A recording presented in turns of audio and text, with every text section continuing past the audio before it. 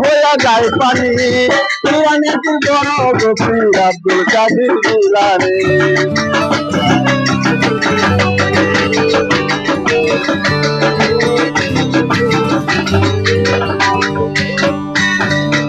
রমজানের পয়লা তারিখ যেদিন পীরের জন্ম হয় দিনের বেলা কায়না তো তাইতে তোমার রোজা হয়